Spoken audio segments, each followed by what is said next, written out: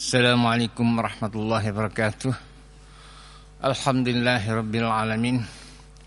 Wassalatu wassalamu ala Rasulillah Sayyidina Muhammadin wa ala alihi wa ashabihi wa man walah.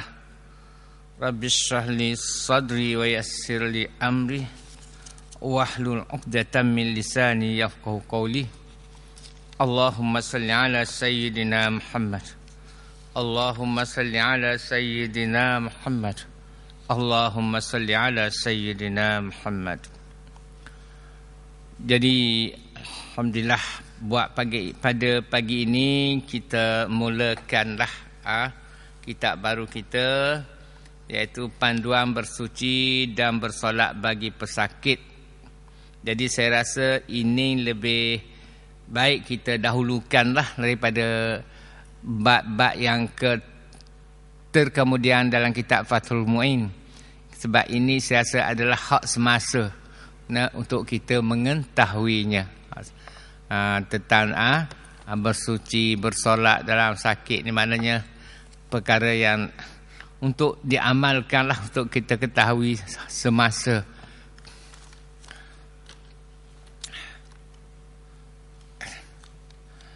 Ni ada siapa nak kitab ni?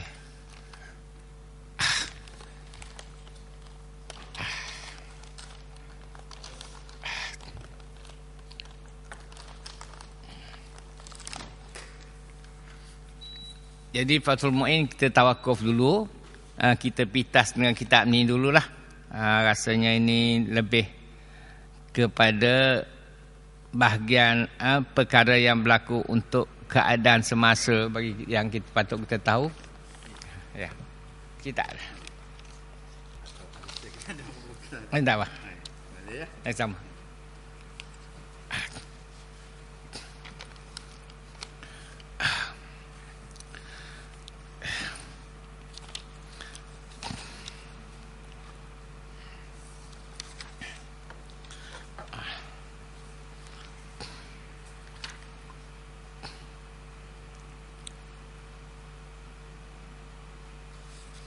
Jadi buku ini adalah penerbitnya di atas usaha JAKIM, Jabatan Kemajuan Islam Malaysia, untuk memberi kepahaman lah. Buku ini diterbitkan untuk memberi kefahaman kepada umat Islam di Malaysia mengenai kaedah bersuci dan bersolat bagi golongan pesakit mengikut hukum syarak.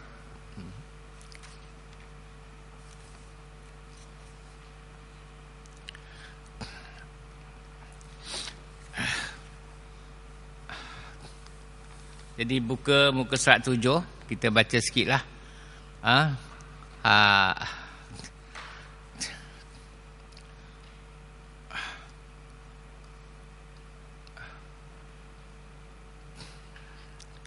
Kita sama-sama tengok.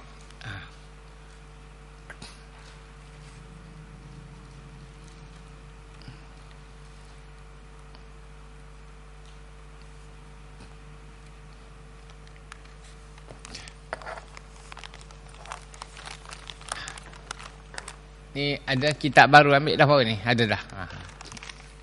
Kalau nak ada lagi ni. Sebab 8 tu ni. Membilangkan hak murid lama tak mari dah. Panduan bersuci dan solat bagi pesakit. Muka surat 7. Pengenalan dahulu. Dia kata buku ini mengandungi panduan ringkas bersuci dan solat. Bersuci dan solat. Okey. Maknanya bersuci ini pertamanya tentang wuduk, sama ada dengan air ataupun dengan tayammum, dan begitu jugalah tentang najis-najis yang ada pada badan, seperti darah, luka yang besar di bawah balutan, dan solat khusus bagi pesakit. Solat khusus bagi pesakit. Tak mustahil kita alami perkara ini. Nah, duduk di bed hospital bagaimana nak solat, tak ada, itulah anak beranak tak mari, masuk dah waktu. Jadi rasanya eloklah kita tahu ini semua.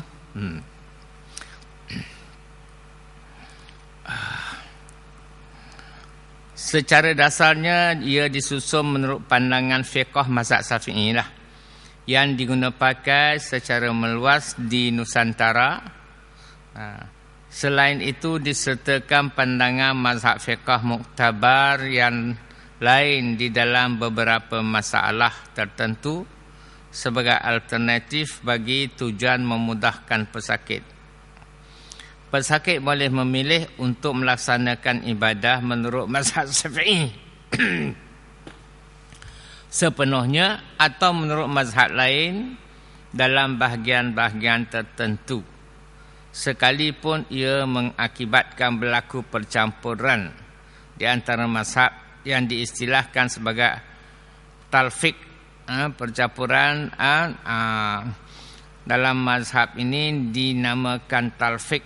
Walaupun hukum berkenaan talfiq di antara mazhab ini secara umumnya diperselisihkan di kalangan ilmu Islam, namun pandangan yang mengharus talfiq boleh digunakan terutamanya ketika wujud keperluan di dalam pelaksanaan ibadah.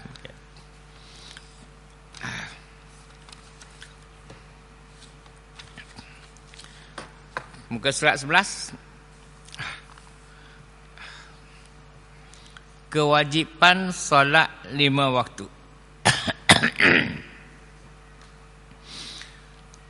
Solat salah satu daripada 5 rukun Islam.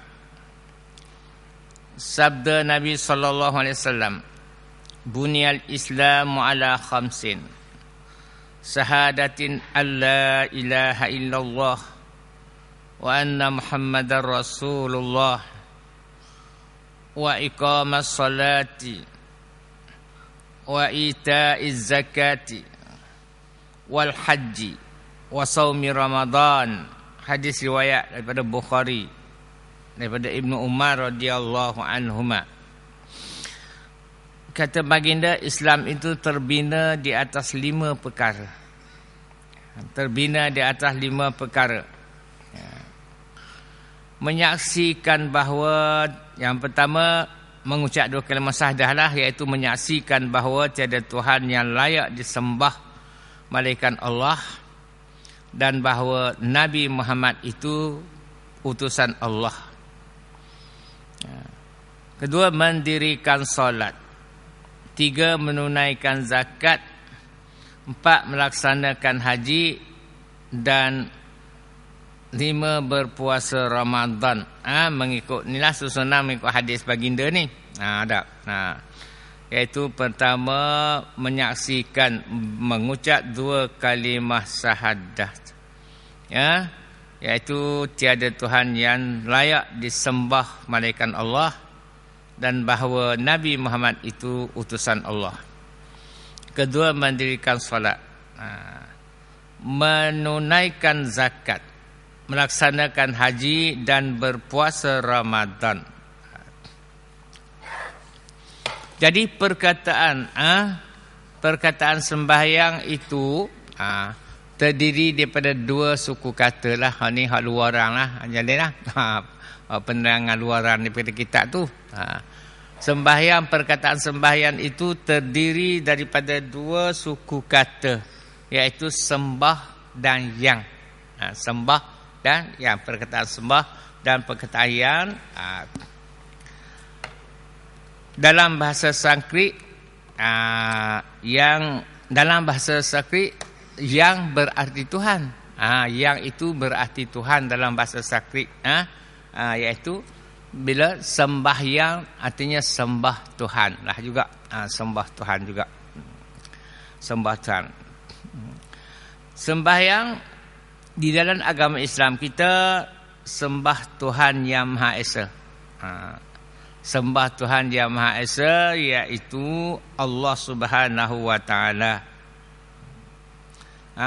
Bahasa asal makna perkataan sembahyang yang kita orang Melayu gunakan lah, daripada dua suku kata perkataan sembah dan yang. Nah, yang di dalam bahasa Sanskritnya berarti Tuhan. Jadi sembah Tuhan, sembah Tuhan. Tapi yang orang bukan beragama Islam ni dia banyak jenis lah sembahyang dia dah. Kan sembah Tuhan tu, sembah Tuhan ni. Walau tu kita ambil dasar arti perkataan dia daripada bahasa Sanskrit, sembahyang arti sembah tu Tuhan. Tapi dia banyak lah kan, bukan Islam. Tapi bagi kita sembahyang dalam agama Islam ialah sembah Tuhan yang Maha Esa, iaitu Allah Subhanahu wa taala. Allah Subhanahu wa taala.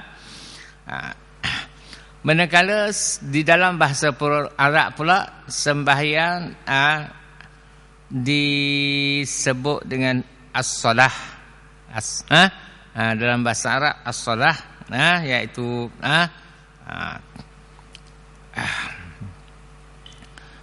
dan salat juga berarti doa.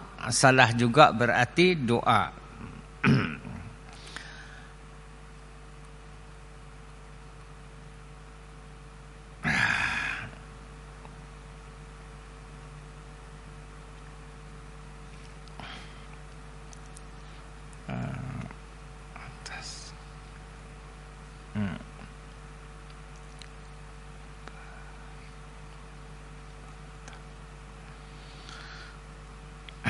Dalam istilah syarak, tadi dalam istilah syarak, bahasa Arab sembahyang itu digunakan dengan perkataan as-salah.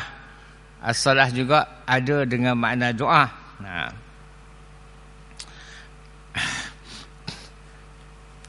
Dalam istilah syarak pula ialah peribadatan kepada Allah. Dalam istilah syarak, sembahyang ini ialah peribadatan kepada Allah Subhanahu wa taala melalui beberapa ucapan, bacaan dan perbuatan. Sembahyang kita iaitu dua rukun qauli dan rukun fi'li. Rukun fi'li dan rukun qauli. Jadi dalam istilah syaraknya ialah peribadatan. Sembahyang itu ialah peribadatan kepada Allah Ta'ala melalui beberapa ucapan, bacaan dan perbuatan. Dan untuk menggambarkan, oleh kerana sembahyang ini adalah merupakan rukun Islam yang kedua, pentingnya. Yang pertama tak dapat tidaklah mengucap dua kalimah syahadah lah. Selagi mereka ini tidak mengucap dua kalimah syahadah, walaupun sembahyang macam mana pun tak jadi lagi. Tetapi rukun Islam yang kedua ialah sembahyang. Terdapat di dalam beberapa hadis yang baginda menerangkan tentang pentingnya sembahyang, iaitu wa'mur ahlaka bis-shalah. Wa'mur ahlaka bis-shalah. Artinya perintahkanlah ahli keluarga engkau dengan melakukan sembahyang. Bagi seorang suami dan juga sebagai ayah, dia wajib menyuruh isterinya itu menunaikan solat dan juga anak-anaknya.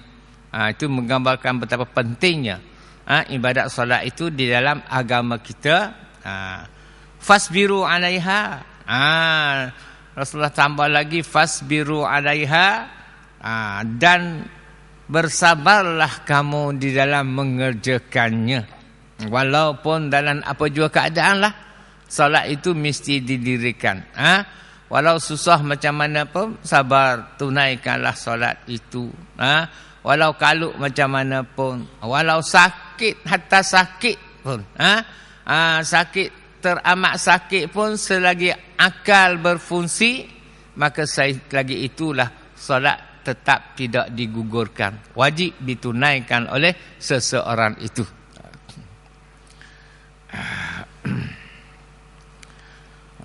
Lagi hadis baginda tentang pentingnya solat ini ditunaikan. Murru auladakum bis salah wa hum abna sab'i sinina wadribuhum 'alaiha wa hum abna'u 20. Baginda bersabda, murru auladakum bis salah. Perintahkanlah anak-anak kamu dengan mendirikan solat. Wahum abna'u sab'ina, dan apabila mereka itu telah berumur 7 tahun. Anak kita iaitu setiap anak baginda suruh ajar dah. Suruh dah mendirikan solat. Ketika anak kamu berumur 7 tahun, hendaklah kamu suruh dia mendirikan solat. Sebagaimana keadaan sekarang kita nampak, alhamdulillah dah. Budak-budak dah hak pergi kepada pasti ke tadika ke pandai semayang belaka dah.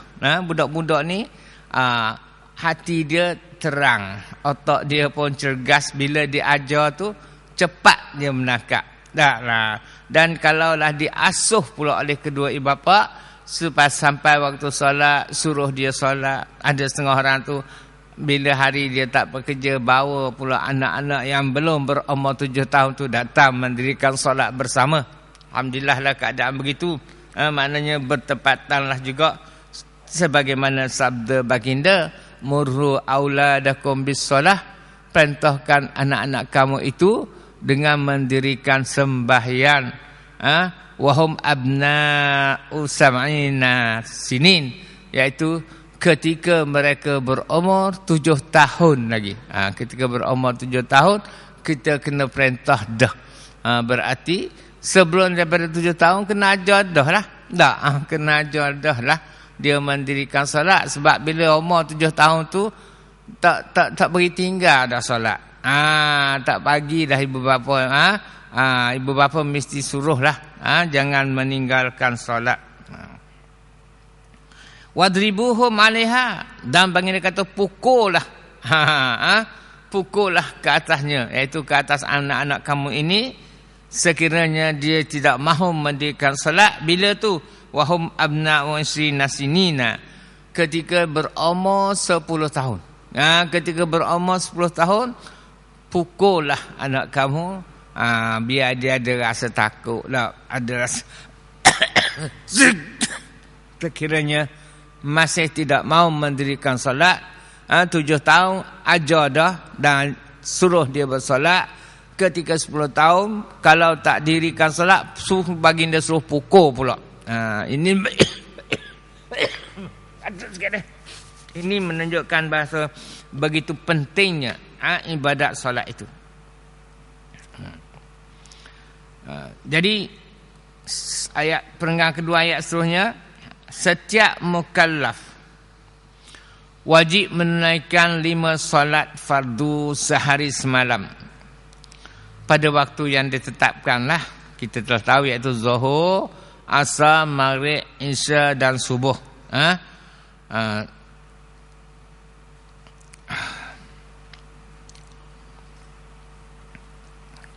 Jadi 5 waktu ni diwajibkan ke atas setiap orang Islam.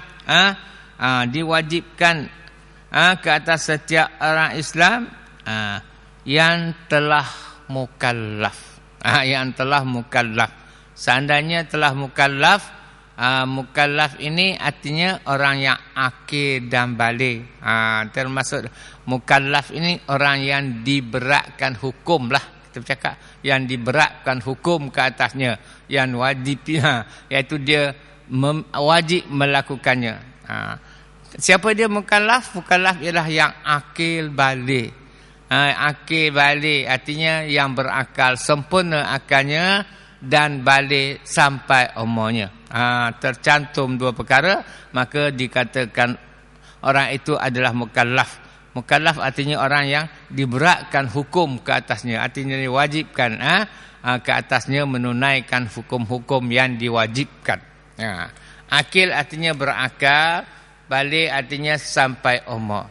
Jadi sekiranya balik tak sampai umur lagi, macam anak-anak kita tu, cucu-cucu kita di sekolah sekolah tadika, sekolah rendah, baru darjah 2 apa tu, dia dah berakal dah, sempurna akal, ajar pun dia pandai, tahu dah maknanya reti belaka dah tentang buruk baiknya, itu namanya akil yang berakal. Tetapi umurnya tak sampai lagi, belum sampai umur lagi, maka belum dikatakan dia itu mukallaf. Bila belum mukallaf, tidak diberatkan ke atasnya hukum.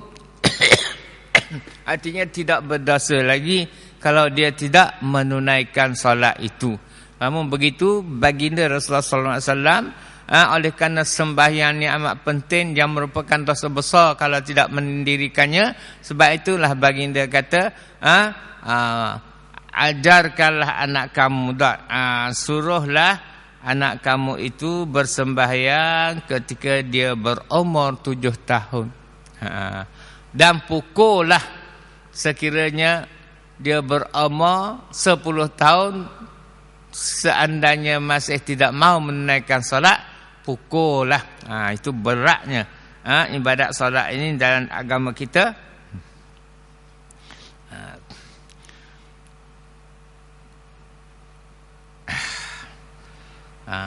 Diwajibkan 5 kali sehari semalam itu ke atas orang Islam yang mukallaf. Mukallaf yang akil dan balik, yang berakal serta sempurna umurnya. Cukup umur, sempurna akal dan cukup umur. Kalau umur cukup dah tapi akal tak sempurna, kita kata buat bodoh lah deh. Maka tidak mukallaf lah dia, walaupun umur cukup tapi akalnya dia tidak akil, tidak mempunyai akal yang sempurna, maka cukup umur pun tapi akal tidak sempurna, tidak dinamakan mukallaf. Karena itulah tidak diwajibkan atasnya solat, sebab dia akal tidak sempurna. Jadi diwajibkan ini kepada umat Islam yang akil balik, yang mukallaf, tanpa diuzurkan kepadanya, selagi akal masih sempurna, sekalipun ia sakit tenak. Sekalipun sakit tenak, maknanya tetap tidak diberi keuzuran oleh agama, wajib menunaikannya, dalam apa jua keadaan pun. Kepada orang yang akil balik ini, selagi akalnya masih sempurna, walaupun dia sakit tenak, boleh ingat belaka lagi, maka tidak diuzurkan ke atasnya, tidak dikecualikan ke atasnya daripada tidak menunaikan solat.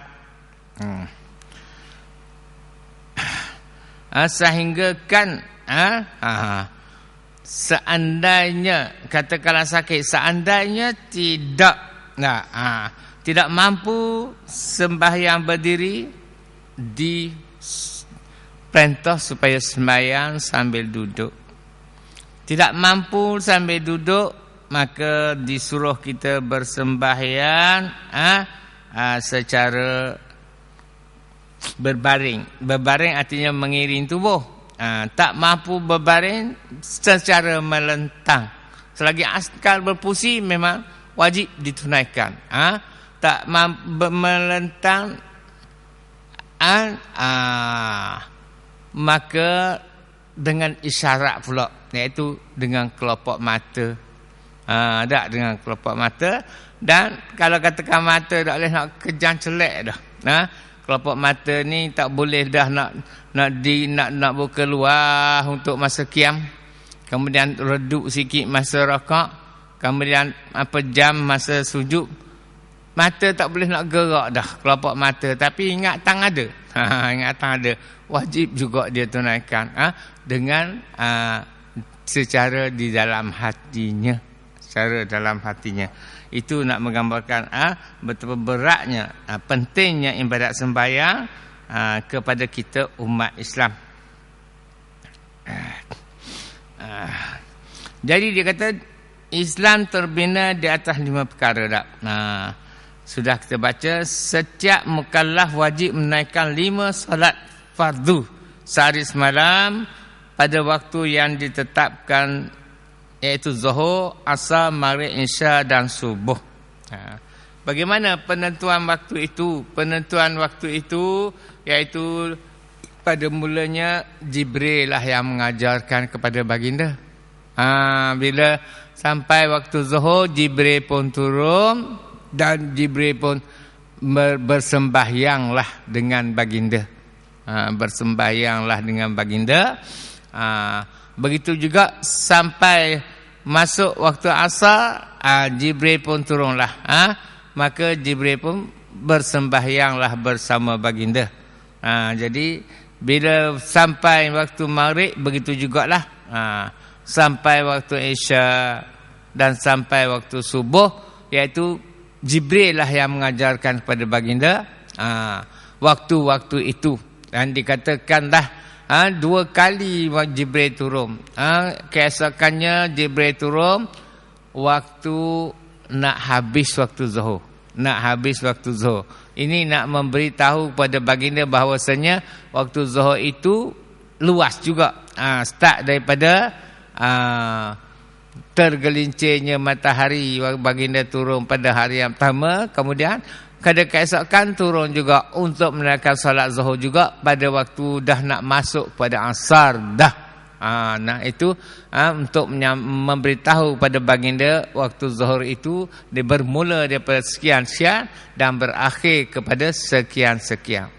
Begitulah juga dengan waktu asar. Kemarin baginda turun pada awal asar, kemudian hari kedua ni baginda turun pada akhir waktu asar, untuk memberi panduan kepada baginda tentang waktu asar itu bermula pada waktu mana, berakhir pada waktu mana. Jadi dia kata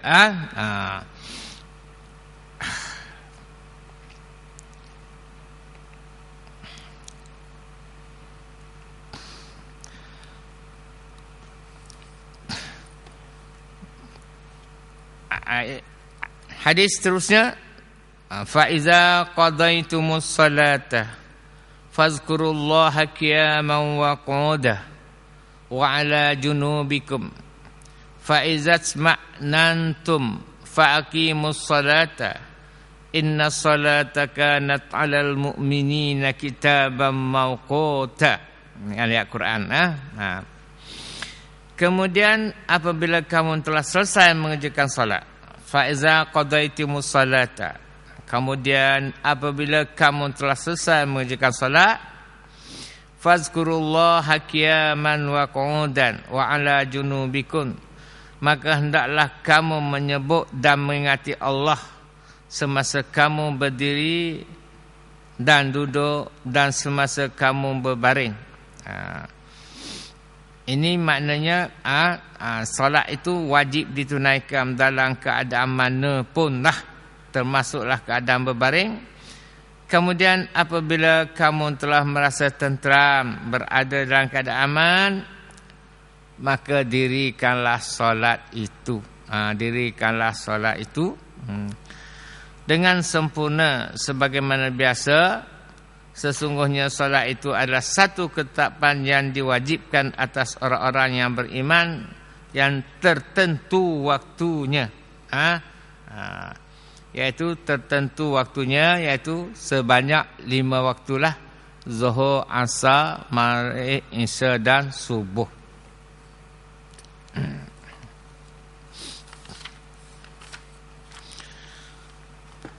Jadi ciri-ciri muka surat 15, ciri-ciri individu mukallaf yang wajib menunaikan salat Sebab dia kata solat itu diwajibkan kepada orang Islam yang mukallaf.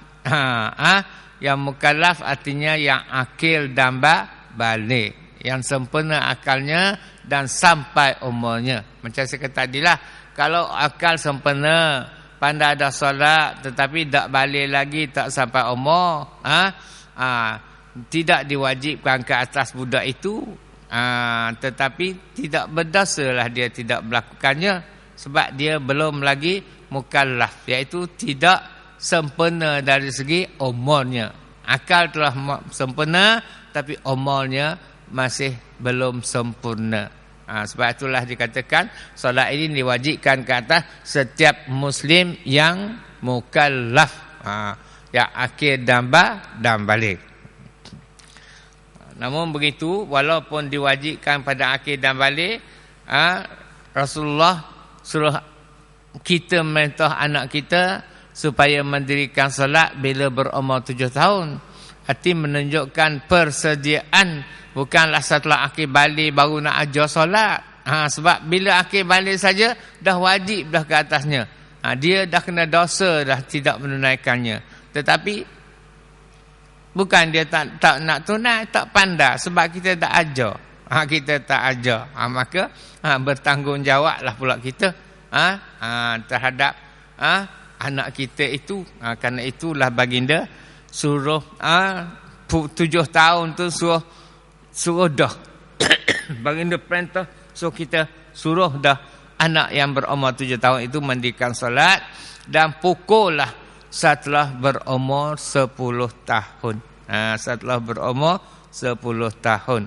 Maknanya latihan yang begitu mesti dah ketika berumur 10 tahun itu mesti dah didirikan solat, sekalipun pada masa itu dia belum balik lagi, tapi telah sebagai persediaan yang perlu, di mana umur 10 tahun tu pengajaran tentang Quran tu telah sempurna dah, dari segi hukum qauli, dari segi bacaannya, dan dari segi hukum fi'li, daripada gerak-geri di dalam sembahyang, semuanya telah sempurna.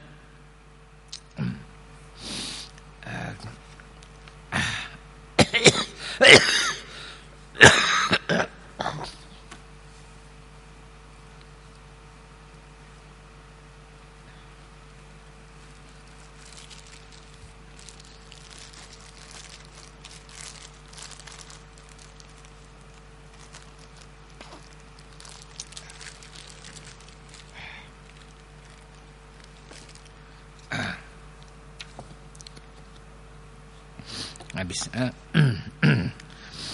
Jadi solat wajib, ciri-ciri individu mukallaf yang wajib menunaikan solat. Pertamanya muslim, mesti dia itu Islam. Jadi kalau tak Islam, macam sekarang lah ni, katakan budak-budak Cina dia berkawan dengan Melayu apa, dia belajar sembahyang, lepas tu dia rasa nak buat, dia buat, rasa nak buat, dah buat, tapi belum memeluk Islam lagi, maka solatnya tidak dikira. Tidak dikira. Sebab syarat yang pertama mestilah beragama Islam. Yang kedua, mencecah usia balik lah. Mencecah usia balik. Mencecah usia balik. Iaitu balik ni artinya sampai umur. Sampai umur. Di mana bagi perempuan kita kata umur baliknya yang terawal ialah 9 tahun qamariyah. Sebab puan ni dia cepat besar, badannya cepat matang, maka datang lahirnya. Jadi maknanya kalau dah berumur 9 tahun tu datang keluar darah, itu adalah darah haid. Itu adalah darah haid, bukan darah penyakit. Tetapi bagi lelaki sampai umur itu dikirakan dengan keluarnya mani, sama ada dengan bermimpi, dengan bermimpi dan sebagainya. Tetapi kalaulah dia tu tidak keluar maninya. Bermimpi pun tidak, dalam keadaan mana maninya tak keluar, sampailah berumur 15 tahun, maka dikatakan baliglah. Walaupun belum tak keluar pun mani, tapi setelah berumur 15 tahun, maka dia dikatakan telah baligh. Dah cukup sampai umurnya. Kemudian yang ketiga berakal. Macam saya kata tadi lah, walaupun umurnya cukup, tetapi akalnya tidak sempurna, maka tidak diwajibkan ke atasnya menunaikan solat. Artinya tidak berdosa lah ke atasnya tidak menunaikan solat sebab akalnya tidak sempurna. Jadi dia kata solat itu wajib ditunaikan selagi individu itu masih sedar, sekalipun tidak mampu bergerak. Maknanya sekalipun tak boleh nak gerak dah, tapi masih sedar. Artinya kalau tanya mak, ya ingat dah, ingat. Maknanya gerak dah, tapi ingatannya tak, masih tetap ada, maka selagi itulah masih wajib ke atasnya mendirikan solat. Masih wajib ke atasnya mendirikan solat. Individu yang hilang sedar, kemudian dikata bagaimana pula bagi mereka ni yang hilang, yang tidak sedar lah, sepanjang waktu solat bukan akibat pelampauan menurut syarak, seperti pengambilan obat bius yang dibenarkan. Individu yang hilang sedar, yang pertama dia kata berakal. Kemudiannya solat wajib ditunaikan bagi individu yang masih sedar. Dikhususkan kepada sakit yang berat lah. Tetapi kalau individu itu hilang sedarnya, tak ilah sepanjang waktu solat, sampai habis waktu zuhur katakanlah, tak sedar lagi, masuk asar baru sedar, umpamanya dia kata akibat bukan akibat pelampauan menurut syarak, seperti habis itu ayatnya, bukanlah tak sedar tu bukanlah disebabkan pelampauan menurut syarak, iaitu dia katakanlah dia ambil dadah yang melebihi sampai tak sedar ke diri, tak, bukan begitu. Tapi dia kata seperti pengambilan obat bius yang dibenarkan, tak sedar kerana kesan obat bius, tak sedar kerana kesan obat bius yang sekadar dibenarkan. Katakanlah dia bius pada waktu sebelum zuhur, masuk zuhur sampailah habis zuhur tak sedar lagi, kesan bius tak habis lagi, asar baru sedar.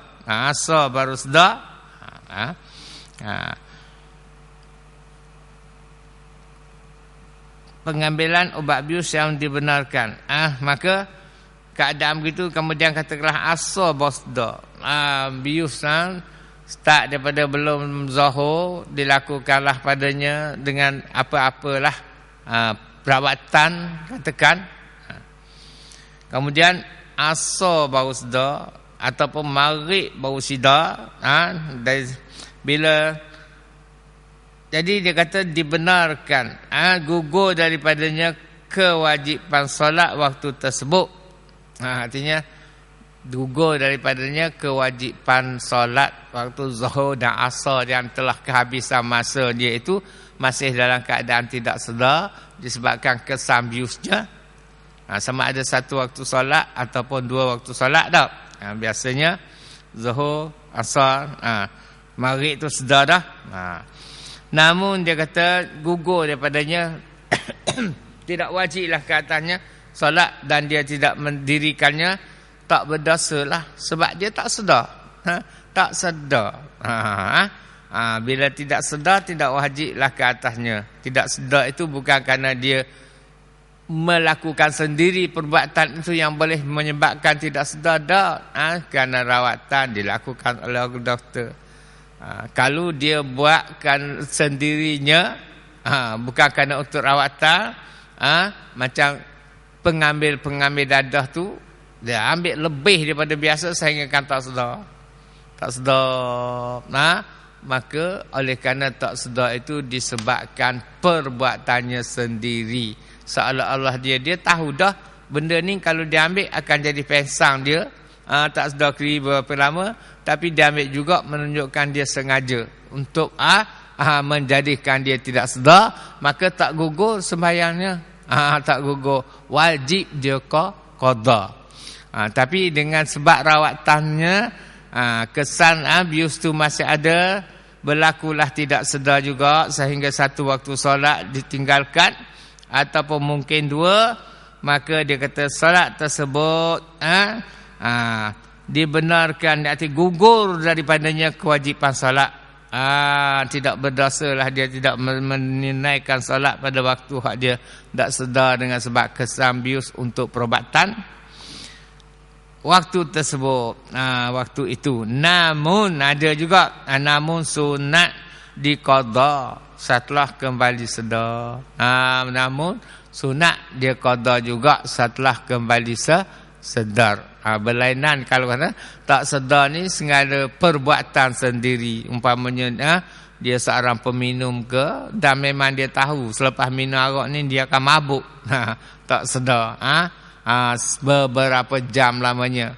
Jadi kalau hak begitu tak sedar dengan sebab perbuatan sendiri dan dia memang tahu dah memang akan mabuk pada kebiasaannya, maka solatnya itu wajib diqadakan. Tak gugur ke atasnya solat, wajib diqadakan. Tapi bukan tak berasa, tak berasa dah. Qada itu sebagai ganti, ganti saja. Kemudian tetapi berlainan dengan yang tak sedar dengan sebab rawatan, kesan pembiusan, maka tidak diwajibkanlah ke atasnya solat. Solat pun tak apa, tetapi sunat juga diqadakan. Sunat saja, sunat juga diqadakan. Hak tadi perbuatan sendiri wajib diqadakan. Jadi dia kata walau wajib ditunaikan solat dalam waktunya jika kembali sedar walaupun di akhir waktu.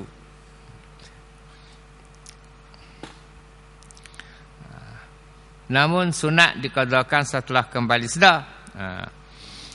Ayat berikut, wajib ditunaikan solat dalam waktunya jika kembali sedar walaupun di akhir waktu. Tetapi kalau dia sedar habis dah buat biuh ni pukul 4 atau pukul 4 lah, 4 suku, asar 4:30, maka dalam keadaan begitu wajib lah, wajib pula lah ke atasnya menunaikan solat zuhur itu, sebab dia sedar ketika masa masih ada. Dia sedar ketika masa untuk waktu zuhur itu masih ada, dan terus untuknya menunaikan solat. Ada beza sikit lah. Kalau tak sedar, sedar selepas pada waktunya, sunat diqadakan. Tapi kalau tak sedar tapi sedar pula sebelum habis waktu solat itu, maka wajib dia tunaikan solat itu. Sebabnya dia telah siuman dah, sempena dah akalnya pada masa itu. Itu dua keadaan. Tak sedar sampai habis waktu, tak diwajibkan ke atasnya solat, namun begitu sunat dia qada. Tapi kalau tak sedar tetapi sebelum habis waktu dia sedar balik, masa pada ketika itu wajib ke atasnya menunaikan solat waktu itu.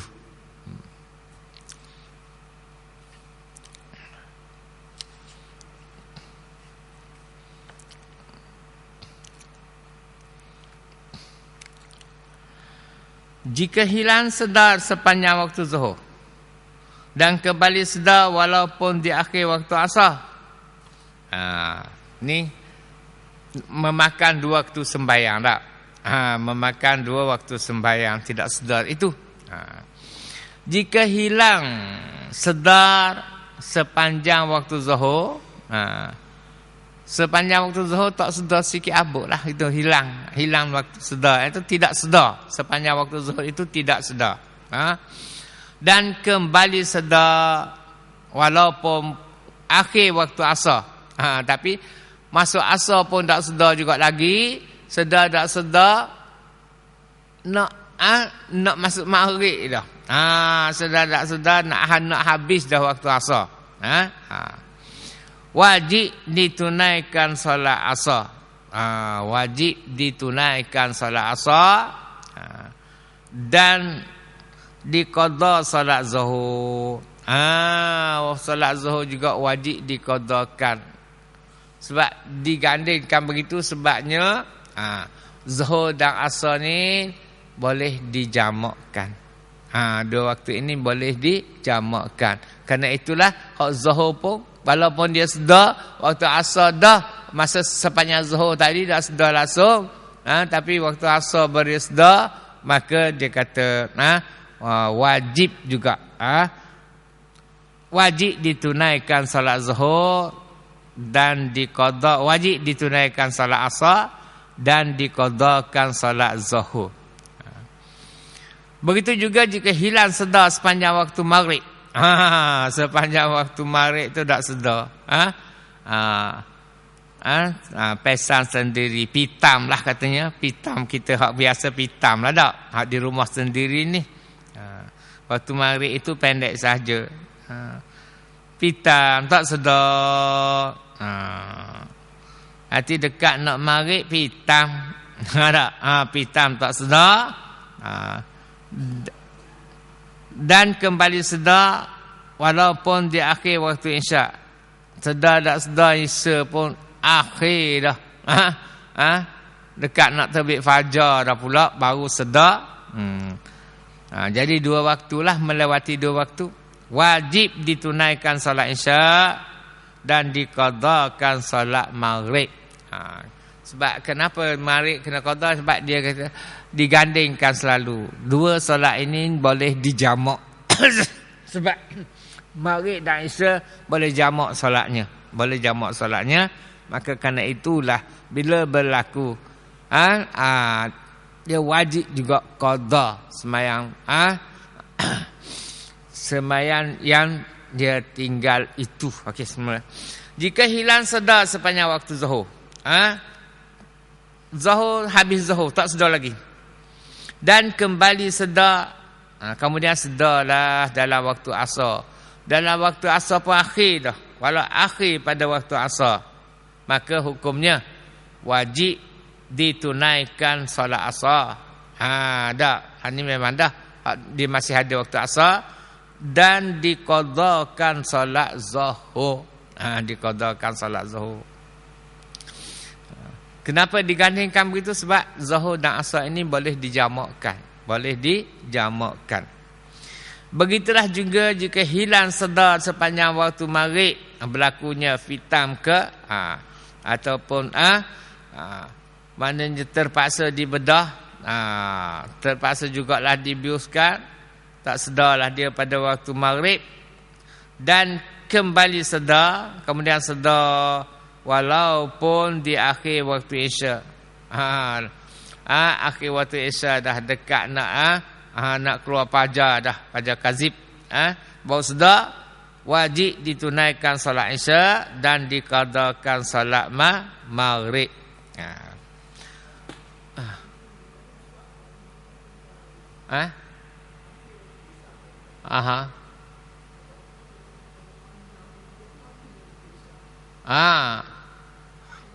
Nak mandi apa dah? Jadi kita kena pandailah andaiannya, kalau aku mandi tak dah, mana bersih sikit-sikit, ambil wuduk, solat dululah, baru mandi. Begitu. Jadi di sini kesimpulannya, tunaikanlah solat yang ada waktu itu, tunaikan dulu, kemudian yang kedua baru qada. Tak. Katakanlah tadi zuhur dengan asar, sedar waktu asar, maka tunaikanlah solat asar dulu, kemudian barulah qada zuhur.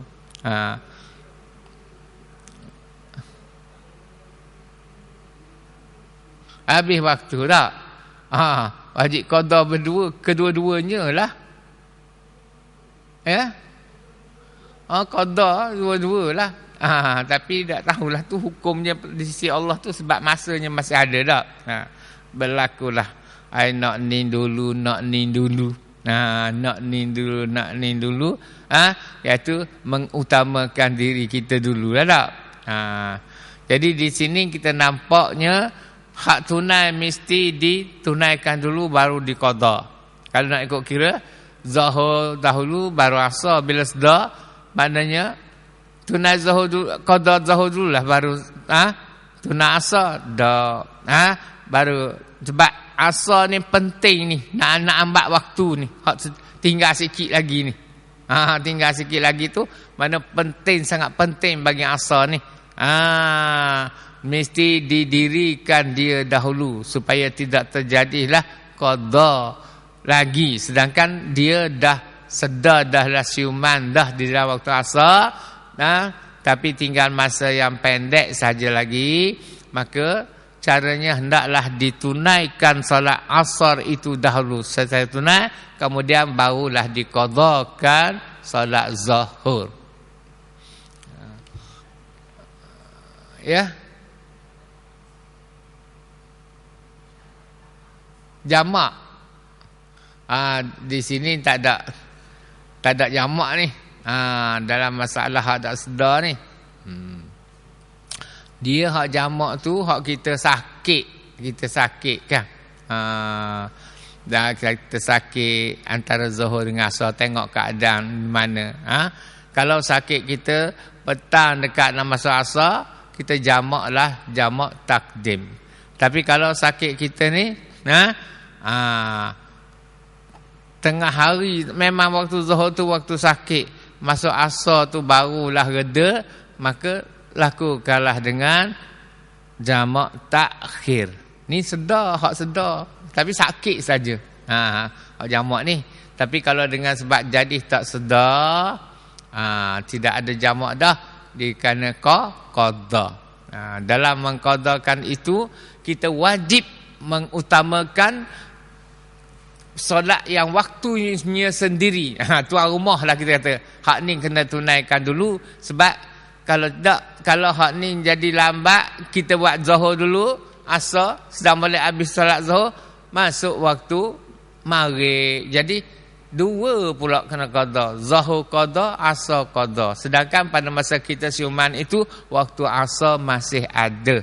Sebab itulah dia suruh buat hak tunai dahululah, kemudian baru buat hak qada. Tak boleh ikutlah zuhur dulu kemudian berasar kena qada zuhur dulu.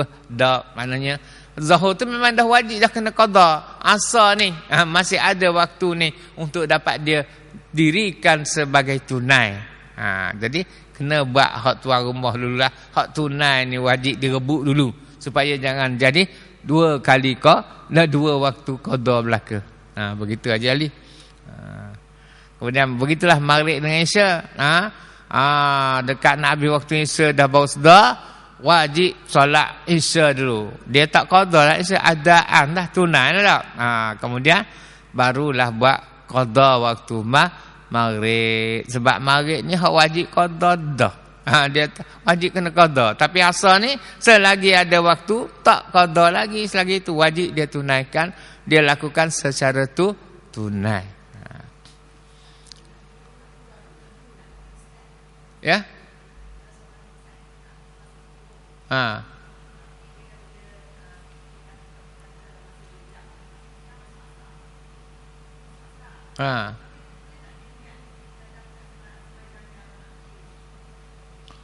Zuhur asar tu.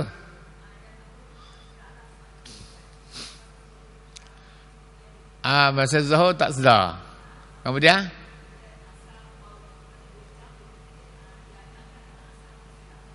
asar, kemudian asar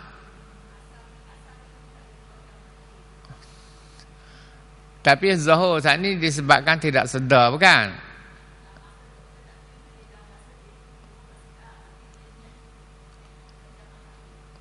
Dia niat nak jamak takhir dah. Tiba-tiba pensang. Pensang lah. Maksud dah nak salat, nak jamak takhir lah tak? Sebabnya waktu ni ikut kebiasaan, memang pada waktu itu selepas matahari gelicir tu sakitnya memuncak. Nah, baru dia memanglah boleh dia niat tu nak salat jamak takhir. Nah, tapi tiba-tiba dia pensang tak?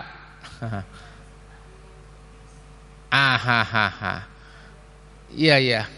Kemudiannya masuk asar baru sedar. Barisa baru sedar.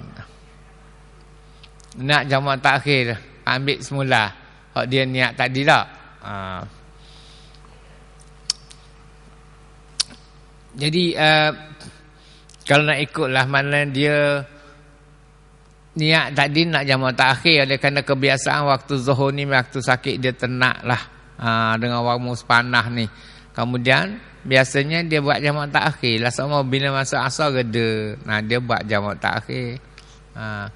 Tapi pada hari itu setelah dia nak niat jamak takhir, pensang sampai habis waktu zuhur.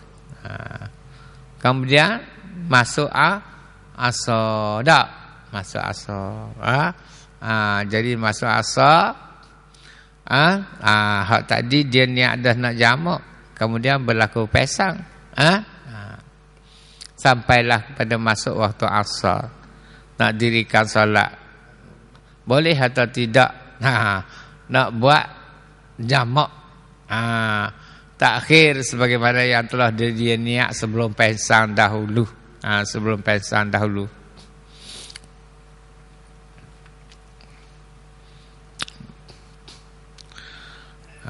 Jadi dari segi praktikalnya samalah tak?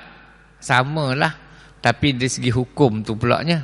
Dari segi praktikal memanglah bila jamak takhir dia buat asar dahululah, kemudian baru buat zuhur. Buat zuhur tak? Bila jamak takhir kan kita kena buat tuang waktu dululah. Sama juga sebab dia tak boleh jamak saja, tak boleh qasar jamak. Semayang tu 4-4 juga, tamam juga. 4-4 juga. Jadi maknanya dia niat dah tak? Masalah dia niat dah. Niat dah memang kebiasaannya dia begitulah waktu zuhur ni, waktu yang kemuncak sakitnya tak boleh. Jangan bila asar baru reda. Dia pun niatlah nak jamak takhir lah. Macam biasa tiba-tiba pensang hari tu. Pensang hari tu, dia pun sedar pada waktu asar. Pada waktu asar. Jadi asar menjadi solat tunai lah kan. Kalau nak ikut kita, zuhur menjadi qada, tapi hak dia niat tu boleh nak dipakai lagi ataupun tidak tu. Boleh nak dipakai lagi ataupun tidak. Jadi hak ni saya kena tawakuf lah jawabnya Puan. Saya kena tanya. Kalau nak ikut dari segi praktikalnya boleh dah tak? Sebab semayang itu semuanya dengan taman 4 waktu, 4 rakaat. Dan jamak takhir mesti tunaikan tuan punya waktu dulu, asar dulu kan, kemudian baru zuhur. Tapi oleh kerana ada hukum ni kena qada tu, wajib qada tu dengan kita nak diselitkan dengan hak niat jamak takhir itu boleh atau tidak tu. Di segi praktikalnya sama ditunaikan, tapi nak niat waktu zuhur dia salat jamak ni hak dalam waktu kita tak niat jamak dia, aku sembahyang fardu asar 4 rakaat tunaikan Allah Taala tak? Sebabnya kemudian salat zuhur tu baru aku sembahyang pada asar jamak dalam waktu aku sembahyang fardu zuhur jamak dalam waktu asar, jamak takhir kerana Allah Taala. Jadi di sinilah kau nak diikut kira di segi praktik buat solat tu bersama dah. Tunaikan hak asar dulu, kemudian baru zuhur hak yang di qada. Hak yang di qada. Tapi hak tu kena niat qada. Hak ni nak ambil balik ni hak dia niat nak jamak takhir tu sebelum daripada sebelum daripada dia pensang. Okey, saya terpaksa tawakuf ni nak jawab mengikut logik tu tadi. Rasanya boleh dah, tapi kena tanya lagi lah dari segi hukumnya kepada yang atas daripada saya lah, insyaAllah.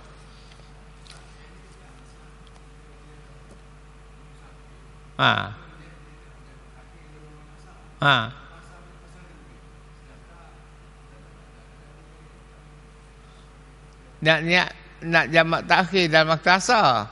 Kemudiannya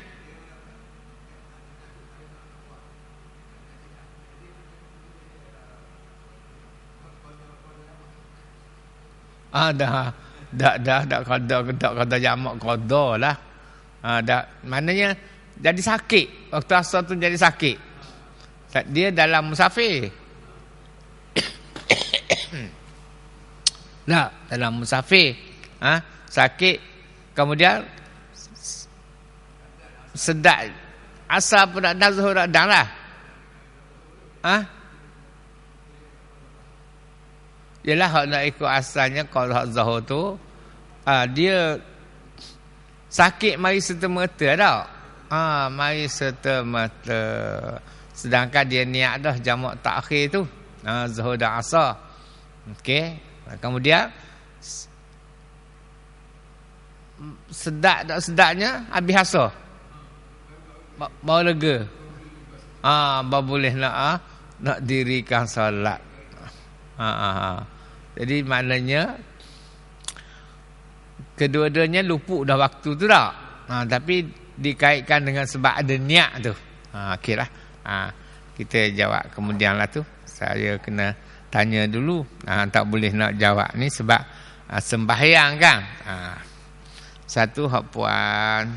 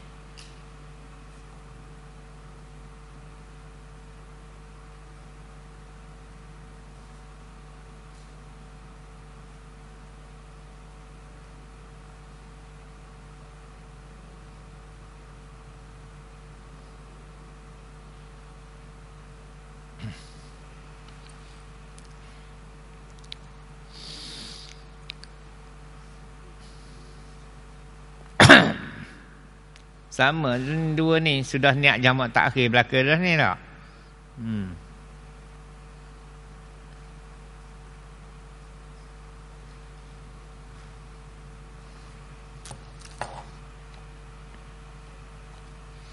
Hak ajalin tadi mana sakit nak masuk asar sakit. Tak kira lah. Niat dah jamak memang nak jamak takhir dah. Tiba-tiba masuk asar ataupun nak masuk asar sakit bersangatan lah.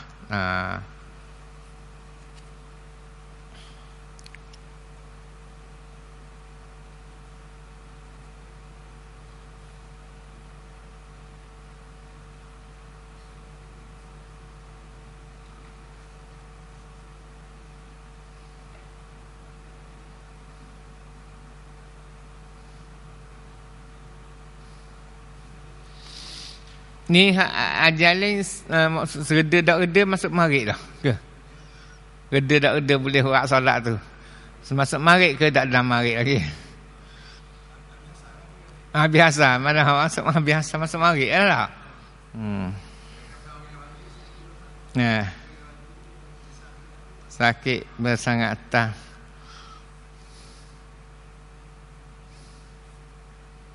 Hingga masuk maghrib.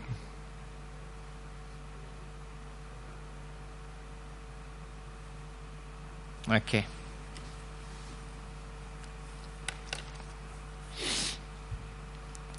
Jadi kita habisnya maknanya jika hilang sedar sepanjang waktu zuhur dan kembali sedar waktu pun di akhir waktu, walaupun di akhir waktu asar, wajib ditunaikan solat zuhur dan diqadakan, wajib ditunaikan solat asar dan diqadakan zuhur. Maknanya buat hak yang adaan dululah tak? Itu yang tunai dululah. Bukan hak qada buat yang kemudian. Walaupun nak ikut waktu zuhur dulu, kemudian berasa tak buat qada dulu, tak lah. Kena tuan rumah juga dulu. Di antara sebabnya takut terlepas. Bila duk qada zuhur, hak asar ni jadi terlepas. Sedangkan waktu layak untuk dia dapat tunai tu dah ada dah. Manakah digenalakan dengan sebab kita membuat yang qada dahulu. Bila buat qada dahulu, habis waktu, jadi dua-dua pula jadi qada.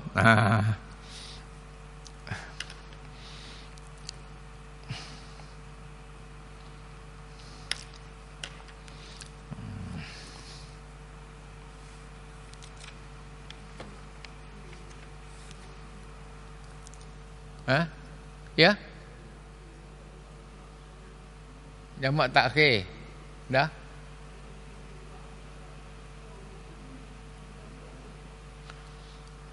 Tu. Jadi beginilah maknanya cara tu molek buat hak tuan rumah dulu. Apatah lagi kesuntukan masa dah. Kalau buat hak qada dulu menyebabkan hak tuan waktu hak patut dapat tunai jadi qada juga. Merugikanlah dua-dua qada tu. Jadi qada kedua-duanya.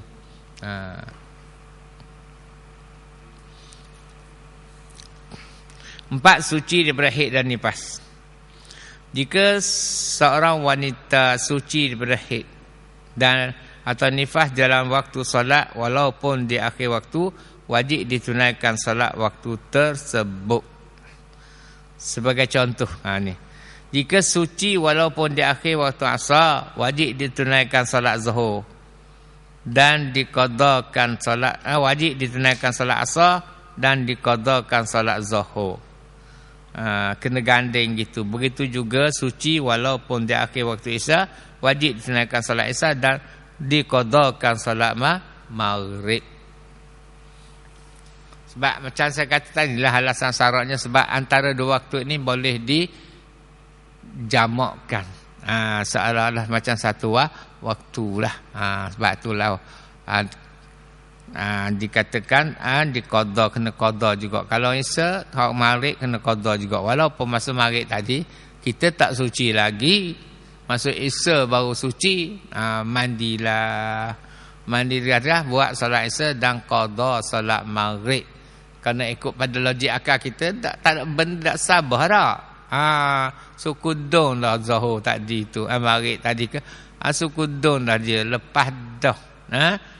Memang dalam kita dalam tidak suci lagi, tapi kenapa kena ambil qada, kena qada juga. Sebab itulah maknanya alasannya dari segi agama, sebab antara dua waktu ini waktu yang boleh dijamakkan. Sebab itulah dia kena qada juga. Okey, jadi begitulah.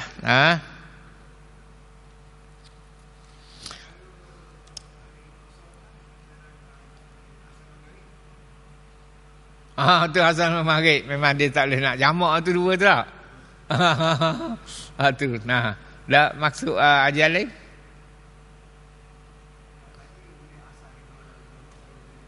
Sebab dia boleh jamak, maka dia kena qada lah zuhur. Gitu. Kemudian maghrib ni asal dengan maghrib.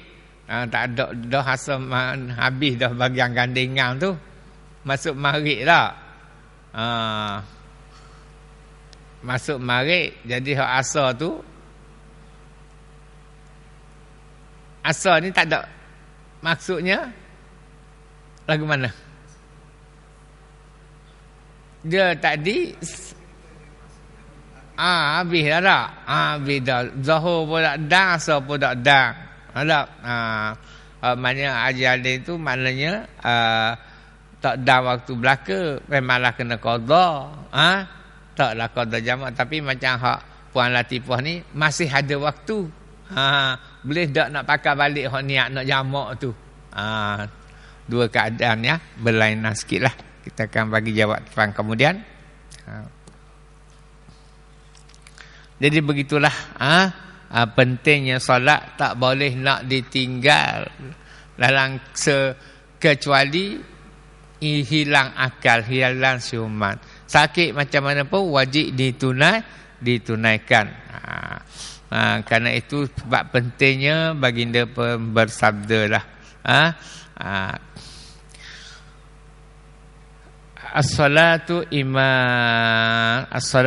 imaduddin.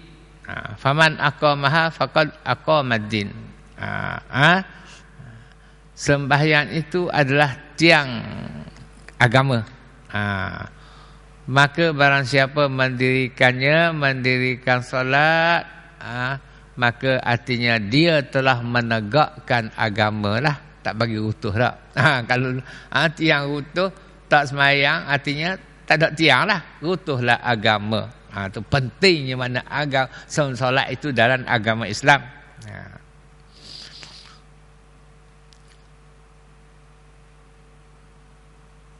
Begitulah juga awwalu ma yuhasabu alaihi al-abdu yaumal qiyamah bas-salat. Begitulah perkara yang pertama dikirakan besok ke atas seorang hamba itu pada hari kiamat, iaitu sembahyanglah. Jadi sehinggakan ketika baginda nak wafat pun, apa yang disebut oleh baginda? As-salah wa ma malakat aimanukum. Dan peliharalah sembahyang. Sembahyanglah. Dan peliharalah sembahyang. Sembahyang baginda nak mati dah, baginda sebut waktu je pada umat dia. As-salah. Dirikanlah sembahyang. Wa ma malakat aimanukum. Dan juga peliharakanlah hamba-hambamu supaya dia mendirikan solat. Anak isteri lebih lagi hamba pun wajib juga ke atas tuannya memaksa supaya hambanya itu mendirikan solat. Itu saja. InsyaAllah kita sambung lagi lah. Minggu depan cuti ya. Saya tak dapat hadir minggu depan.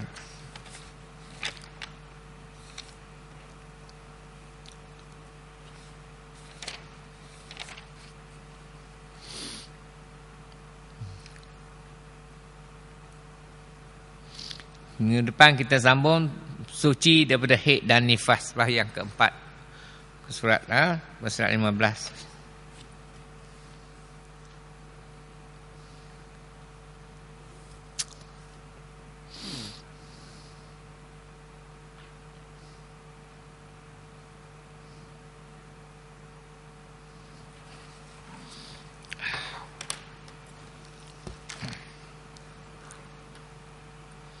Okey, masa ada sikit lagi. Sebab kita start lewat ni, tak apalah, kita berhenti pukul 11.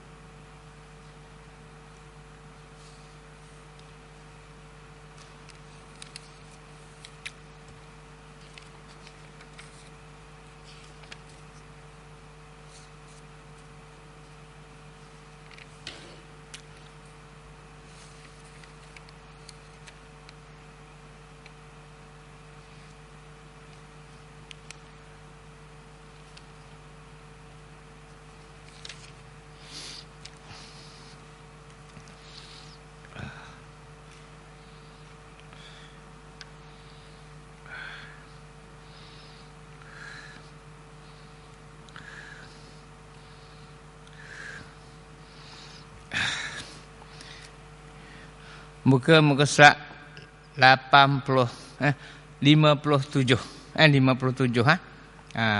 iaitu masih lagi membicarakan tentang Dajjal, keluarnya Dajjal, iaitu alamat akhir, alamat besar nak berlakunya kiamat.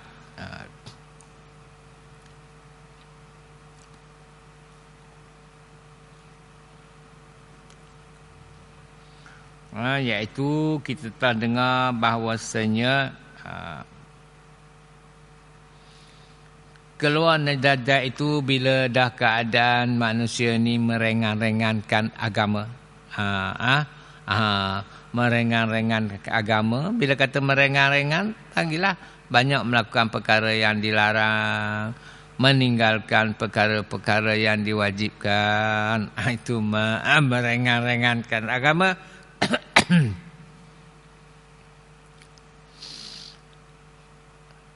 Dan Dajjal ni maknanya dengan ilmu sihirnya dia dapat round seluruh dunia ini dalam masa 40 malam. Dalam masa 40 malam habis seluruh dunia dia dapat round. Dan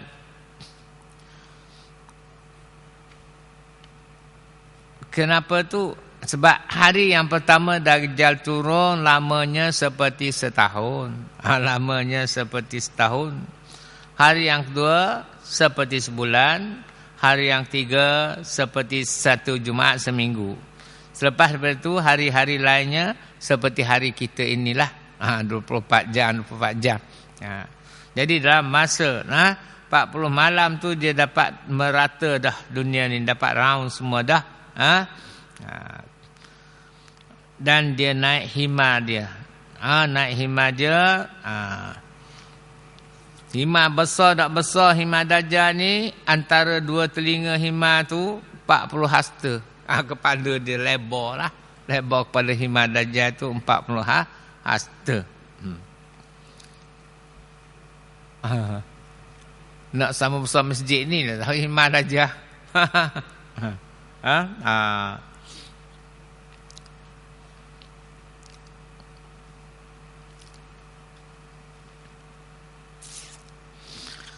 40 hasta. Maka dia pun berkatalah kepada manusia, akulah Tuhan kamu. Akulah Tuhan kamu. Nak suruh. Jadi dia bawa bersama dia. Dia bawa bersamanya roti tak? Bukit-bukit, daripada roti yang berbukit-bukit. Jadi manusia pada masa itu dalam kelaparan.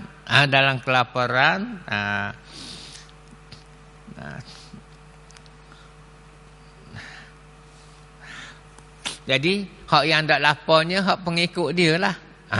Dapat makan roti Dajjal. Hak tak laparnya pengikut dia lah dapat makan roti Dajjal. Dan berserta dengan Dajjal juga dua sungai. Jadi dia kata satu sungai dikatakan surga dan satu lagi sungai adalah neraka. Jadi barang siapa mengikut Dajjal masuk ke dalam neraka sungai dalam surga Dajjal, maka nerakalah dia di akhirat kelak. Dan barang siapa masuk ke dalam neraka Dajjal, maka surgalah dia di akhirat kelak. Kemudian bersama-sama dengan Dajjal itu yang menjadi tentera Dajjal ialah setan yang bijak-bijak, yang berani, di mana itulah merupakan fitnah yang amat besar. Dan kuat Dajjal ni seorang kuat ilmu sihirnya. Bila dia suruh hujan turun, hujan pun turun. Nak mensesuaikan diri dia ni, mengaku dia sebagai Tuhan. Jadi orang yang lemah keimanannya, betul dan ni Tuhan, boleh turun hujan apa tak?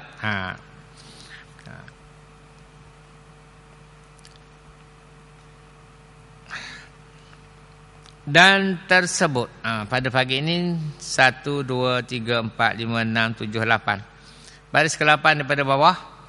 muka surat 57. Dan tersebut di dalam riwayat bahawa Dajjal itu keluar ia daripada negeri Asbahan, sertanya bersama dengan Dajjal menjadi pengikut Dajjal ialah 90,000 daripada Yahudi. Dan ialah yang terlebih sangat fitnah akan segala manusia. Namanya Masih dengan ha yang tiada bertitik, Masihud Dajjal. Merupakan satu fitnah, dugaan yang amat besar lah turunnya Dajjal ni kepada semua manusia. Sebab pada masa itu manusia di dalam kelaparan, sedangkan Dajjal membawa berbukit-bukit roti. Siapa yang mengaku dia dah jadi Tuhan, dapatlah roti dia tu.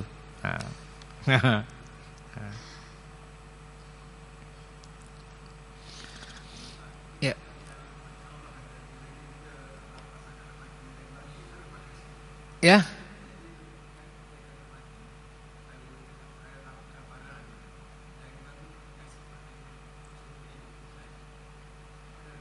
Suruh hidup. Kalau nak hidup.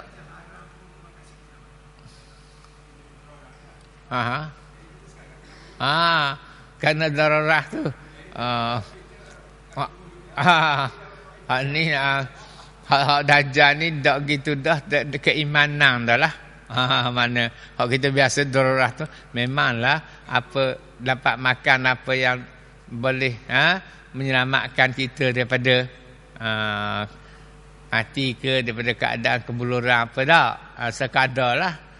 Tapi kalau hak Dajjal ni maknanya pergi kepada keimanan dah. Siapa ambil makanan Dajjal itu berarti dia mengaku Dajjal itu adalah Tuhan lah. Ya. Langsung hidup dah. Tak ada dah tu. Tak ada dah. Bukan Dajjal seekor ni. Tentera dia berpuluh-puluh ribu orang lagi. Maknanya tak ada lah kembali orang yang tetap iman ni boleh juga ambil demi untuk masalah hidup. Tak ada dah tu. Jadi dia merata muka bumi ini dalam masa 40 hari dan dinamakan pula dengan Masih dengan kha yang bertitik, sekali dengan Masihun dengan ha yang tidak bertitik, kerana bahawasanya kenapa dinamakan Masihun, sebab dia dapat meratakan seluruh bumi ini dalam masa 40 hari. Juga dinamakan dengan Masihu dengan kha yang bertitik kerana bahawasanya hilang salah sesuatu daripada dua matanya. Sebab Dajjal ni mata dia kesek sebelah. Dikatakan Masihun. Dan tiada tetap bukanya pula, tapi mata tak tetap buta. Sekali belah kanan buta, kemudian belah kiri pula buta. Terkadang pada mata kanan dan terkadang pada mata kiri. Baginya beberapa bukit daripada biji-bijian makan sehingga kacang lada dan sertanya. Juga rupa syurga dan rupa neraka. Dia boleh sahih pula tu. Menggambarkan rupa syurga, sebelah kanan dia rupa syurga, sebelah kiri rupa neraka.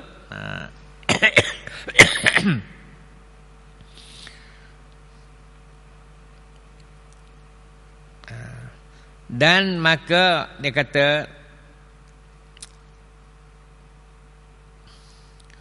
neraka itu adalah syurga lah. Sebenarnya neraka itu adalah syurga. Barang siapa tak rela sanggup diambil oleh Dajjal, masuk ke nerakanya kerana tidak mau menerimanya sebagai Tuhan, maka dicampakkanlah ke dalam neraka dia. Jadi berarti orang ini di akhirat kelak dimasukkan ke dalam surga Allah Subhanahu Wa Taala. Dan begitulah juga surga itu, siapa yang tak embuh kena keazaban di zaman Dajjal, maka dimasuklah dia ke dalam surga Dajjal. Bila masuk dalam surga Dajjal, di akhirat nanti masuklah ia ke dalam neraka Allah Subhanahu wa taala. Menyuruh ia akan bahawa langit, menyuruh ia akan langit itu hujan maka hujan. Kuatnya power kuasaan Dajjal, sihir dia itu, bila dia suruh langit turun hujan maka hujan pun turun. Dan menyuruh akan bumi itu bahawa tumbuh-tumbuhan ia masuk ia akan sekalian bumi. Begitulah juga dia boleh menyuruh bumi itu menumbuhkan tumbuh-tumbuhan. Nak suruh logik akal orang tak beriman ni bahawa itu benarlah dia itu Tuhan. Boleh suruh turun hujan, boleh suruh bumi ni mengeluarkan tumbuh-tumbuhan. Tak. Masuk ia akan sekalian bumi malaikat Baitul Maqdis, Mekah dan Madinah saja. Merata dunia dalam masa 40 malam. Yang tempat yang dia tidak boleh masuk ialah Baitul Maqdis, Mekah dan Madinah.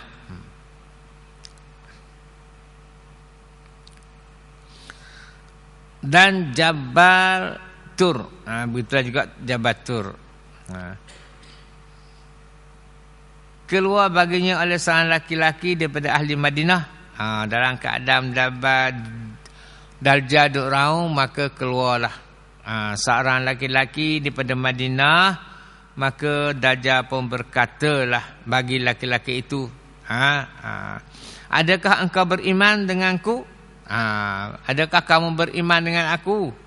Maka jawab ia, tiada aku beriman. Laki-laki itu kata, aku tidak beriman dengan kamu. Dan disuruh bunuhlah. Dajjal pun suruh tenteranya bunuhlah. Tak. Pokok Yahudi tadi. Disuruh bunuh akan dia. Kemudian maka menghidupi akan dia. Lepas pada bunuh, Dajjal pun sihir, boleh hidup balik. Orang yang telah mati dibunuh tadi, kemudian dia sihir hidup balik. Dan berkata ia baginya, setelah lelaki tadi hidup balik, dia pun berkata pula pada lelaki itu, adakah engkau beriman akan aku? Memberiman tak kepada aku? Ya aku ni boleh memati dan menghidupkan ni. Beriman tak kepada aku? Aku ni Tuhan kamu? Maka jawab ia, tiada aku beriman. Tapi laki-laki itu tak jawab, tidak aku beriman. Tidak beriman. Tiada bertambah aku pada engkau. Tidaklah aku ni, maknanya tidak aku beriman padamu dan tiadalah bertambah aku padamu. Tidaklah ada rasa nak membenarkan kamu, tidak. Malaikat yakin pada engkau itu dusta. Malaikat aku yakin kamu adalah dusta. Adalah dusta. Bila dah gitu, maka mencapak ia ke dalam api. Maka jadilah ia atasnya syurga. Dia pun ambil lah. Dah tak boleh terima juga ni. Tunjuk bukti tak. Mati dia menghidupkan balik pula. Tak ngaku juga dia tu Tuhan. Dajjal pun ambil lah. Capak dia ke dalam neraka, ke dalam api. Maka jadilah ia atasnya syurga. Jadi laki ini yang dicapakkan neraka Dajjal, di akhirat nanti dia dimasukkan ke dalam syurga Allah Subhanahu wa taala. Siapakah laki itu? Kata Kil, ada pendapat yang mengatakan bahawasanya laki-laki itu ialah Khidir. Katanya itu adalah Nabi Khidir. Dan sahihnya bahawanya lain daripada Khidir, dan yang sahihnya bukan Nabi Khidir. Jadi ada dua pendapat lah. Ada setengahnya mengatakan Khidir, dan setengah lagi yang lebih sahih mengatakan laki-laki itu bukan Nabi Khidir. Dan tiada mengerasi ia atas yang lainnya.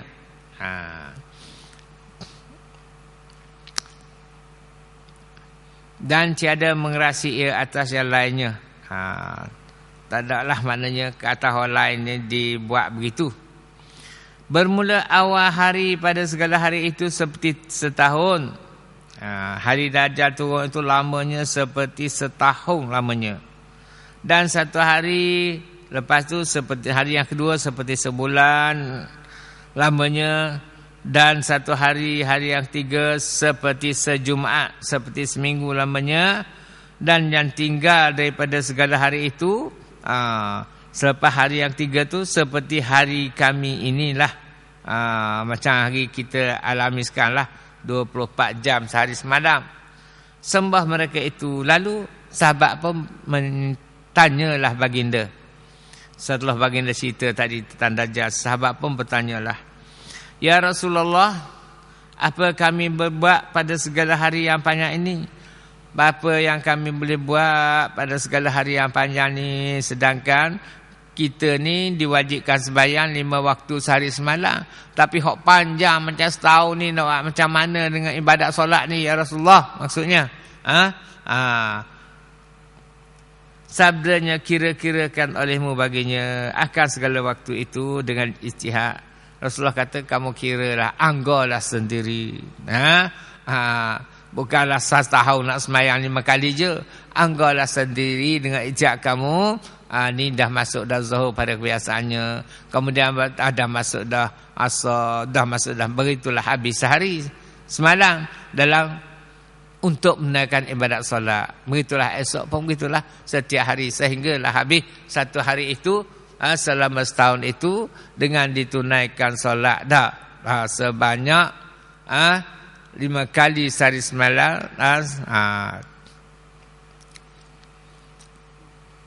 Setahun 300 berapa? 56. Ya. Begitulah anggarannya, kata Rasulullah. Anggar-anggarlah dengan ijtihad. Kamu memang dah hari itu memang Tuhan buat dah.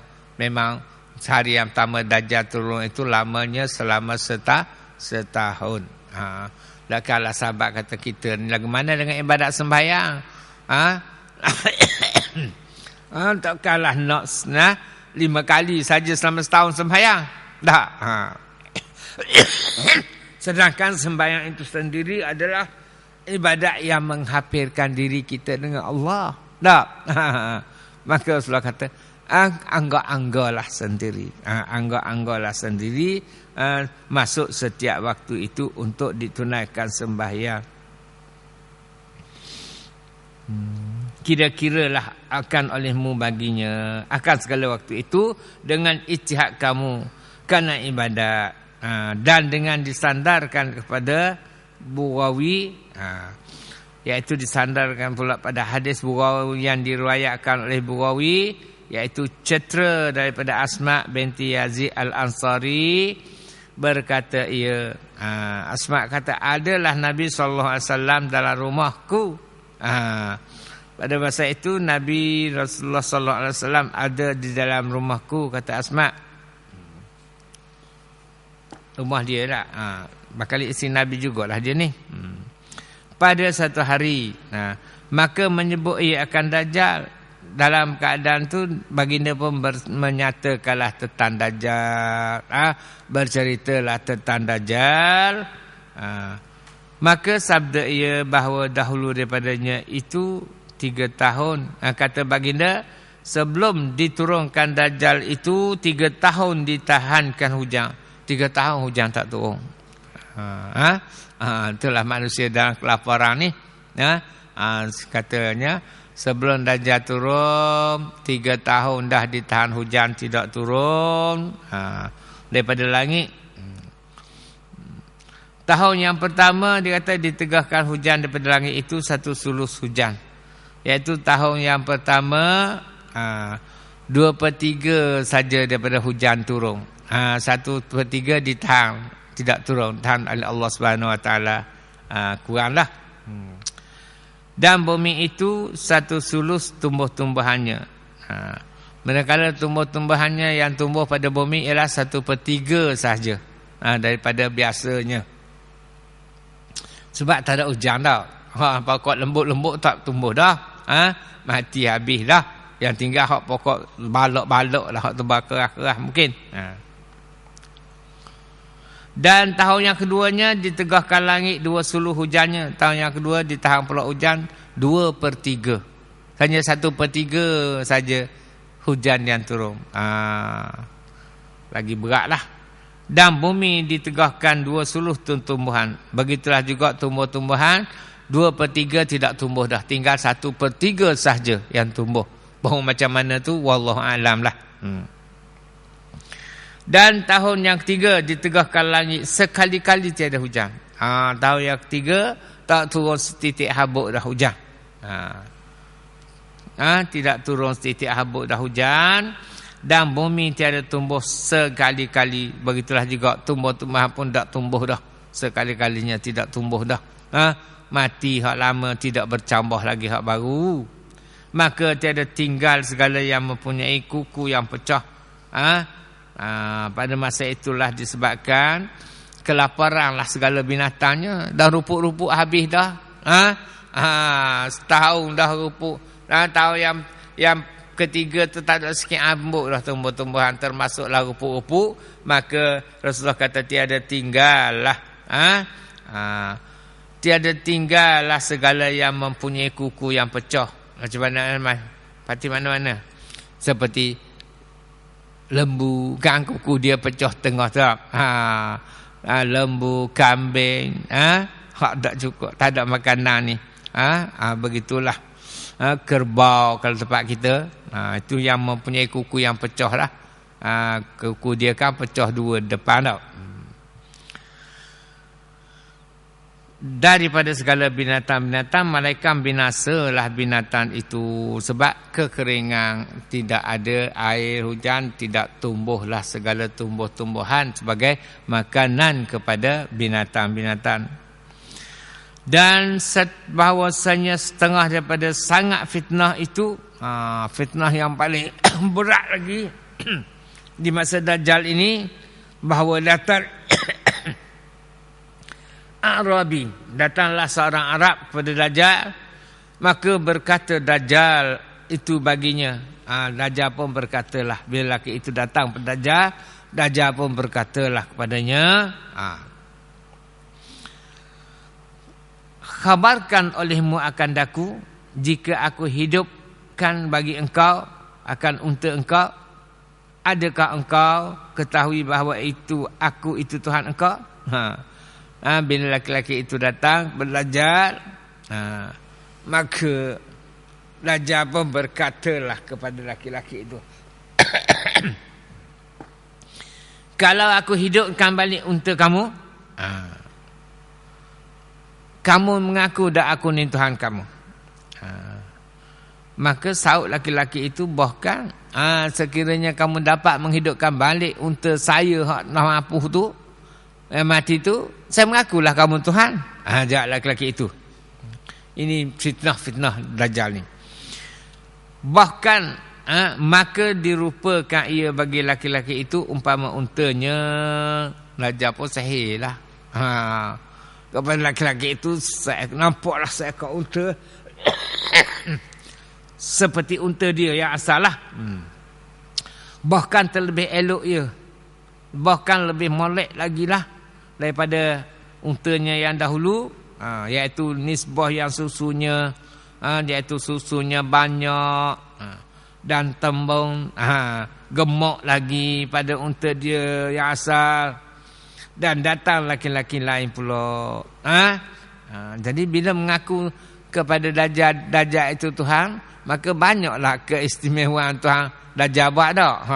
Unta dia balik, hidup balik. Iaitu tempat susu pun lebih subur, unta pun lebih gemuk lagi. Dah bila mengaku. Kemudian datang pula laki-laki yang lain pula. Sungguhnya telah mati saudaranya dan bapanya. Dia bagi tahulah Dajjal, abang dia dan ayahnya telah mati ni. Jadi siapa tak ambuh dah? Kalau ayah boleh hidup semula dah, abang boleh hidup semula ke, adik ke, memanglah nak orang yang keluarga yang terapak yang kita sayang dah. Kalau boleh hidup balik nak sangatlah. Kalau ayah mati dah, adik-adik berhati. Dan dia bagi tahulah pada Dajjal bahawasanya saudaranya dan bapanya telah mati. Maka berkata Dajjal itu, khabarkan olehmu akan daku jika aku hidupkan bagi engkau akan bapa engkau dan saudara engkau.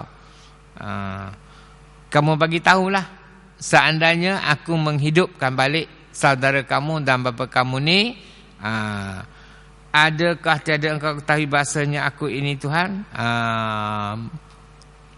Mengaku dah aku ini Tuhan? Dajjal kata, bagi tahulah kalau aku dapat buat menghidupkan balik ni ayah dan abangmu kamu ni. Mengaku dah aku ni Tuhan. Maka berkata ia, bahkan yalah. Aku mengakulah kalau begitu. Jawab laki-laki. Aku mengakulah kalau kamu boleh menghidupkan semula ayahku dan abangku ni. Maka rupa baginya oleh syaitan. Syaitan pun merupalah, tukar rupalah, menjadi seperti saudaranya dan seperti ayahnya. Umpama saudaranya dan bapanya. Kemudian keluar Nabi SAW. Kemudian Asma kata lepas pada cakap banyak tu, Rasulullah pun keluarlah daripada rumah dia tu. Keluar kerana hajatnya lah. Keluar kerana nak qada hajat. Kerana ada hajat lah. Keluar dulu pada sahabat ni. Ada lagi depan dengan Asma ni. Kemudian kembali ia. Setelah selesai Rasulullah pun baliklah semula. Masuk semulalah dalam rumah Asma bersama dengan yang ada pada sahabatnya. Bermula kaum itu dalam duka cita daripada barang yang mencederai akan mereka itu dengan dia. Artinya semualah keadaan kita ni, orang yang mukmin ni dalam duka cita lah. Semua termasuklah pada sahabat duk dengar ni duka cita belaka lah. Bila baginda cerita begitu kuatnya, begitu kuatnya fitnah Dajjal ni, maka bersabda ia. Lalu Rasulullah pun bila tengok sahabat ni sedih muram saja, baginda pun bersabdalah, jika keluar ia dan aku di dalam kamu, maka aku menghujahkan akan dia. Dan jika tiada aku dalam kamu, maka bahawasanya Tuhan itu mengganti ia akan aku. Rasulullah kata, seandainya Dajjal tu keluar sekarang ni semasa aku ada, memang akulah yang akan berhujah menentang Dajjal. Tetapi sekiranya Dajjal keluar selepas aku mati dah tak ada dah, maka bahawasanya Tuhanlah yang mengganti ia akan aku. Itu Tuhanlah yang menggantikan, itu yang untuk menggantikan hujah aku itu Tuhanlah yang menggantikan dia akan aku atas tiap-tiap orang yang mukmin. Tuhanlah yang memeliharakan ke atas tiap-tiap orang yang mukmin. Masa dah lebih dah ni, kita pun semua ada hal. Kita sambung lagi lah pada minggu selepasnya. Minggu depan cuti. Okey.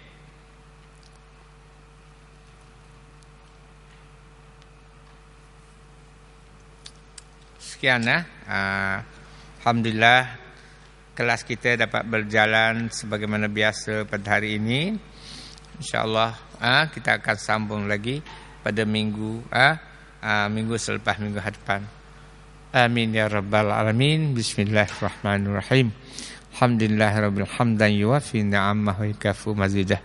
Ya rabbana lakal hamdu kama yanbaghi li jalali wajhika wa 'azimi sultanik. Allahumma salli ala sayyidina Muhammadin wa ala ali sayyidina Muhammad.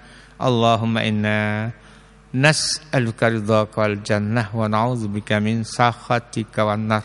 Allahumma innaka 'afuwun karimun tuhibbul 'afwa fa'fu 'anna wa 'an walidina masyayikhina wa jami'al muslimina wal muslimat wal mu'minina wal mu'minat min masyarikil ardi ila magharibiha birahmatika ya arhamar rahimin. Walhamdulillahirabbil alamin. Taqabbalallahu minkum.